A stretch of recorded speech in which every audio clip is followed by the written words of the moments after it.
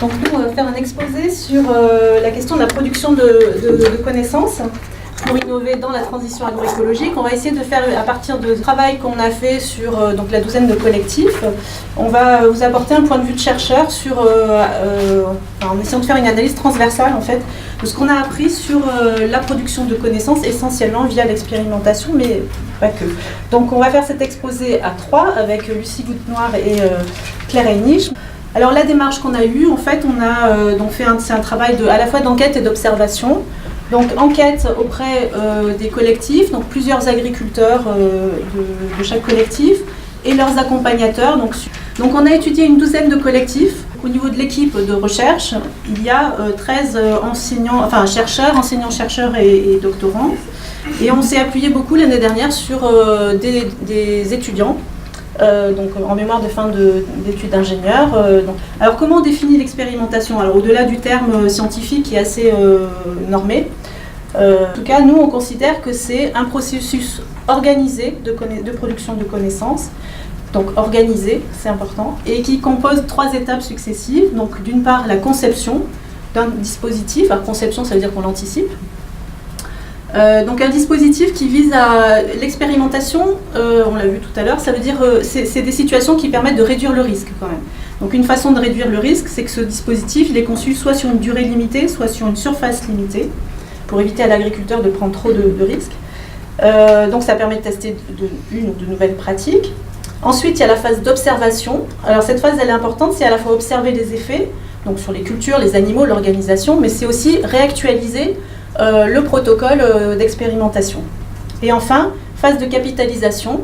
Bon, c'est un gros mot, mais ça veut dire qu'on est capable de recueillir des connaissances, de tirer des enseignements des expérimentations, avec des niveaux d'implication, enfin des niveaux de capitalisation très variables, hein, on va le voir, mais en tout cas qu'on va pouvoir se resservir des connaissances ultérieurement ou sur d'autres situations. Et c'est la combinaison de ces 3 volets en fait, qui pour nous définissent l'expérimentation en exploitation ou avec les agriculteurs, même si derrière chaque rubrique il y a des niveaux de réalisation assez variables entre collectifs.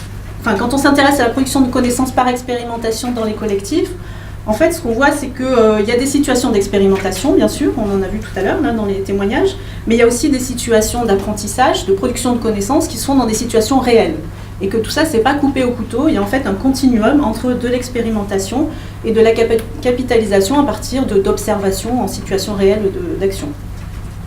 Et puis que d'autre part, la connaissance, elle est produite par des emboîtements de différentes activités. Donc si je prends l'exemple du collectif homéopathie en Diois, il y a de la production de connaissances via les formations qui ont lieu, qui sont organisées par la Chambre d'agriculture et par le Veto. Il y a des veillées entre éleveurs qui permettent de diagnostiquer des maladies sur les animaux et de chercher des solutions et cherchent des traitements ensemble. Il y a de l'entraide ponctuelle entre éleveurs sur le choix des traitements. Et ces 2 éléments, eh ben, c'est des situations réelles en fait, les veillées et entraide, c'est sur des cas très concrets, donc c'est pas forcément de l'expérimentation, mais pourtant il y a bien de la production de connaissances. Et puis dans le cas de l'homéopathie en Diois, il y a eu le rôle fédérateur de l'écriture d'un livre. Tout ça pour dire que dans cet emboîtement de différentes activités, il y a des connaissances qui sont apportées de l'extérieur, ces connaissances, il y en a qui sont produites en intérieur dans le collectif. Il y a des connaissances qui sont échangées, qui sont retravaillées, qui sont adaptées. Et c'est ça qui nous paraît très enrichissant. Alors on va attaquer la présentation des résultats. C'est des résultats encore transitoires. 3 axes seront présentés aujourd'hui. Donc d'une part, comment on produit de la connaissance dans les collectifs par l'expérimentation. D'autre part, expérimenter, mais pour faire quoi? À quoi sert l'expérimentation? Et 3e axe, des expérimentations. Ces expérimentations sont-elles individuelles, collectives, intermédiaires, etc. Comment la connaissance est-elle produite dans les collectifs Cotrae qu'on a étudiés? On voit qu'en fait, il y a un continuum, une gamme de variations entre des dispositifs d'expérimentation relativement formels, donc avec un protocole qui est anticipé, qui est écrit avant la réalisation, la mise en place de l'expérimentation. Qui dit expérimentation, dans ce cas-là, dit aussi simplification du système. Il y a l'idée, comme en agronomie, comme en expérimentation scientifique, on va simplifier le système pour pouvoir tester quelque chose en particulier. Par exemple, si on veut comparer, si on veut tester l'effet de l'engrais vert, on va le comparer à une situation où il n'y a pas d'engrais vert, ou alors il y a une autre variété d'engrais vert, mais on va simplifier en fait la réalité pour pouvoir l'étudier.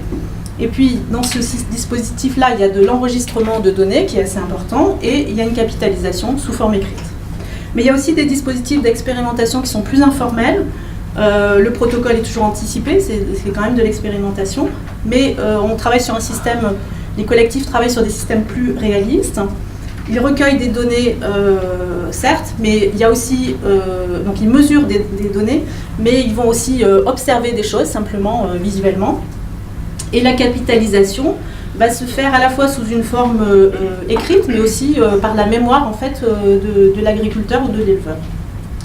Et enfin, on va aussi jusqu'à des collectifs qui sont sur des dispositifs très informels, donc qui ne sont pas forcément reconnus comme de l'expérimentation, même si nous, en tant que chercheurs, on se dit, bah là, c'est quand même une situation d'expérimentation, mais les agriculteurs ne se reconnaissent pas forcément sous ce terme-là, puisqu'en fait, ils vont être en situation de pilotage d'un système réel. Ils vont faire de l'évaluation qui va être plutôt visuelle, plutôt pas forcément tracée très finement à l'écrit, quoi. Et la capitalisation sera plus de l'ordre individuel que collectif. Dernier thème en fait, qui me semblait intéressant de discuter avec vous, c'est les expérimentations individuelles ou collectives. Alors il peut y avoir des expérimentations au sein des collectifs, mais qui ne sont pas forcément collectives. Donc on se rend compte en fait qu'il y a 3 types d'expérimentations au moins. Il y a des expérimentations dans ces collectifs qui sont décidées par chaque agriculteur, et dans ce cas-là, il va chercher à tester des choses qui sont spécifiques à sa situation, son exploitation, sa parcelle, son troupeau. Il y a des expérimentations qui sont communes et où l'initiative revient plutôt aux agriculteurs qui ont envie de partir dans telle direction et qui se donnent les moyens entre eux de comparer plusieurs modalités, ou en tout cas d'échanger entre eux. Et puis enfin, il y a des expérimentations qui sont plutôt portées par l'accompagnateur du collectif. Tout ça, ça va dépendre en fait si l'entrée c'est plutôt un problème individuel. Donc là, c'est par exemple un éleveur dans le groupe Homéopathie d'Iwa qui dit je veux guérir ma chèvre Pampi qui ne s'alimente plus, donc je cherche une solution. Voilà, et il va discuter avec les autres, mais sur le cas de sa chèvre, sur le cas de Pampi. Et puis à l'inverse, il peut y avoir des problèmes, des situations d'expérimentation qui rentrent plutôt par un problème collectif. Donc par exemple le cas du gramme qui cherche à évaluer, donc qui expérimente chez des agriculteurs, mais qui cherche à évaluer la sensibilité des différentes variétés de pêcher aux bioagresseurs. Et là, l'objectif c'est quand même de produire une connaissance plus générique qui va être en fait une référence, produire de la référence technique régionale. Donc de cet objectif découlent évidemment des dispositifs qui sont spécifiques. Dans un cas, c'est plutôt l'agriculteur qui porte, en fait, qui construit lui-même son dispositif. Dans d'autres, ça va être des agriculteurs au pluriel ou l'accompagnateur. Et la nature des apprentissages va être différente, plutôt individuel, plutôt collectif. Mais en fait, ce qu'on s'aperçoit dans le cas des collectifs de Cotrae, bon, la plupart, c'est que finalement, la plupart des collectifs se retrouvent dans cet entre-deux.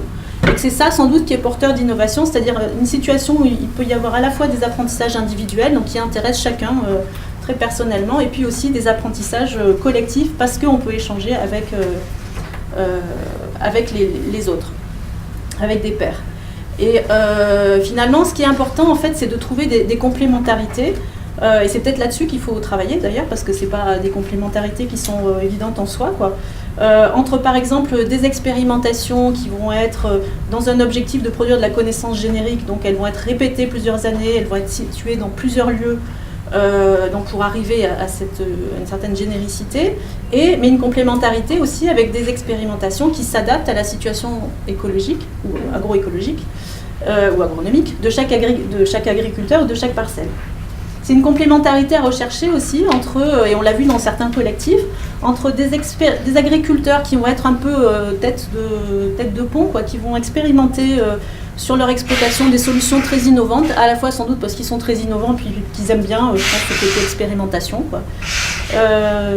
Et puis ensuite, il y a d'autres agriculteurs qui s'en inspirent, mais qui vont eux aussi, alors eux, ils parleront peut-être pas d'expérimentation, peut-être ils vont juste dire qu'ils testent, mais en testant en fait ces pratiques, ils élargissent en fait, et ils se posent la question de ce qui a marché chez mon voisin, est-ce que ça marche chez moi? Donc ça contribue aussi à définir en fait, à produire de la connaissance plus générique. Et enfin, d'autres agriculteurs qui ne sont pas forcément ni en train d'expérimenter ou de tester, mais qui observent les essais des autres, qui contribuent, qui donnent des conseils, qui observent des choses sur le terrain, etc. Et c'est cet assemblage-là qui fait que les connaissances vont être produites. Voilà. Et pour terminer, je dirais que on s'est aperçu aussi dans notre travail qu'il y a finalement deux sorties emblématiques. Il y a la sortie auquel on avait pensé, de l'expérimentation, donc des résultats techniques.